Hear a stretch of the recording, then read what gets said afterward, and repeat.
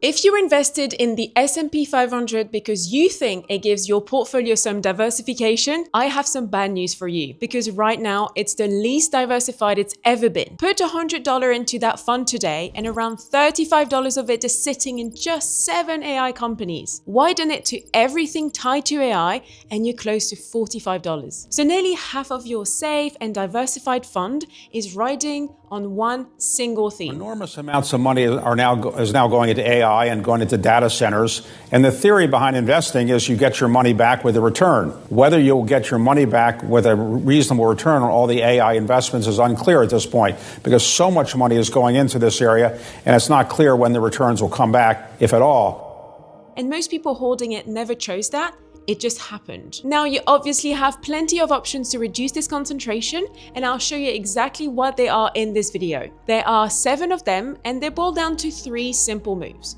Move 1, change how the index is weighted. So those 7 names stop running your portfolio. Move 2, add something to your portfolio that moves on a complete different market. And move 3, as simple as that, you can choose to do nothing. Now for each of them, I'll show you in detail what an ordinary investor like you and I can do about it, the options to reduce your exposure, how each option works, and what it could potentially cost you. But before we mention any of them, let me show you how concentrated the market truly is on AI. This is the most concentrated the US market has ever been in around 50 years. More concentrated even than at the peak of the dot-com bubble in 2000. And here's the part that catches people out.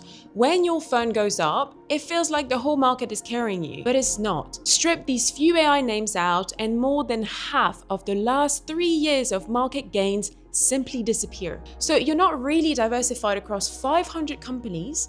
You are being carried by a handful of them, and that's the bet you're holding. The only question is what, if anything, you want to do about it. And if you're new here, I'm Raf, I'm a chartered accountant, and I spent around 8 years in investing, including private equity at CVC Capital. What I do on this channel is take how big institutions think about risk and make it useful for your own money. I build my reports using AI to do the heavy lifting on the numbers, and I hand you the exact prompt so you can run the same analysis yourself. Now, none of this is me telling you to buy or sell anything. It's about understanding your options. Everything I'm about to walk you through lives on my website as a full written page, completely free. Link is in the description. Now, before the options, we have to make something clear. None of these 7 options actually reduces your overall risk. Every single one just replaces it with a different one. So the goal here is not to fix your portfolio. It is to choose on purpose which risk you would rather hold. And because everyone has different circumstances when it comes to investing, there's no right or wrong option to pick. It's just a matter of personal preferences. Move 1 is about changing the weighting rule. So the first move keeps you in the same market, but just changes how it's weighted. So the clearest example is using equal weight. That's option 1. Instead of the 7 biggest names hogging the biggest slices, every company gets the same slice. So that's about 0.2% each, rebalance back to equal every quarter. So on the $100 invested on the S&P 500, your Magnificent 7 exposure drops from $35 to about $1.4 instantly. This is 7 names at roughly 0.2% each. Now here's the catch, and this is the whole reason this is a trade and not a fix. Over the last 10 years, the standard S&P 500 returned about 320% against about 208% for an equal weight. And over 5 years, about 90% against 55%. So this move would have hurt you right through the AI run.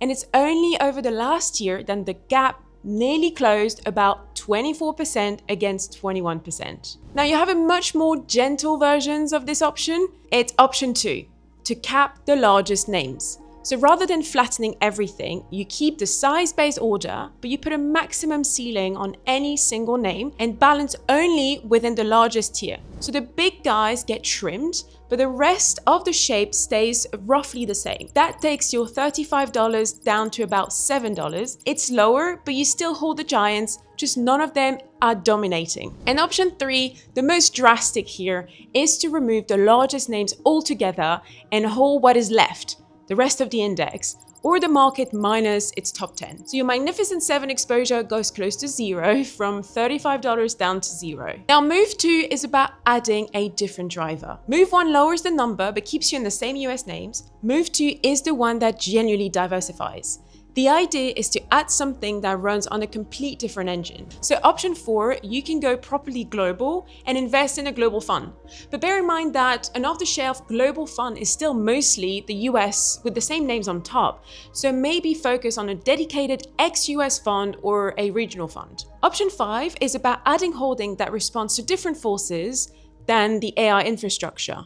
So that could be value stocks, smaller companies, dividend payers, government bonds, or commodities like gold, for example. And option 6, which is the barbell approach, you keep the core exposure and you add a little counterweight. This is how many professionals actually run it. So what that means is that decide a split between a standard tracker, the core S&P 500 here, and one or more of the options above, the counterweight, and rebalance back to that split, regularly. So for example, holding the bulk of a standard tracker and a smaller sleeve in equal weight or ex-US index keeps you close to the market while softening a little bit the concentration in AI stocks. Now here is the honest part. The US beat the rest of the world in 12 of the last 16 years. So for most of a generation, this looked like a losing trade. And it's not just ex-US. Gold and small cap trailed the S&P 500 over the last decade too. Then over the last year, every one of them turned.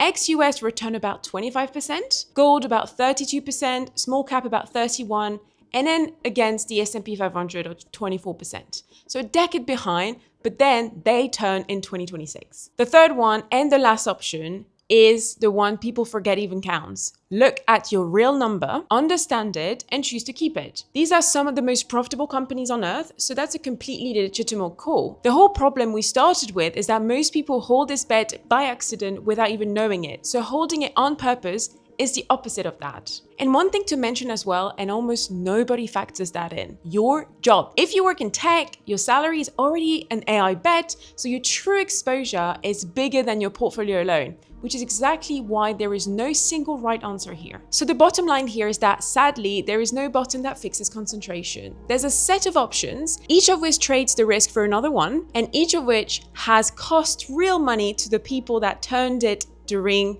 the AI boom. The right move is not the same for everyone, and for some it's like no move at all. So what turned a passive exposure into an actual decision is measuring your real number, understanding the price of each option, and choosing it on purpose. And if you want to dig into these options in more detail and have a read on what I just discussed here, it's on my website as a full written page. It's completely free. Link is in the description, so check it out. Which brings up the real question here. Forget my examples. What would each of these options do to your portfolio? This is what the pro version is for. I have built a set of prompts, one for each move you can actually make, plus a setup prompt that finds your real exposure across every fund. So you drop in your own holdings and Claude shows you your own before and after, plus what that move could have cost you in the past. It's the difference between reading about the options and watching them run your actual money. Now that piece of analysis is only available to my pro members. That's my paid membership on my website. The link is in the description. So have a look if you're interested. So these are the main moves on one scale. And the most important thing about this chart is that there is no base bar. Lower is less concentrated, but it's not better. The right move depends on your time horizon, whether your income is already riding on this, and what you can genuinely stick with. In private equity, where I used to work, that was always the whole job. Know exactly what you're exposed to and then choose it deliberately. So if you want more on using Claude to make sharper investment decisions for your portfolio, subscribe to my channel and I'll see you in the next video.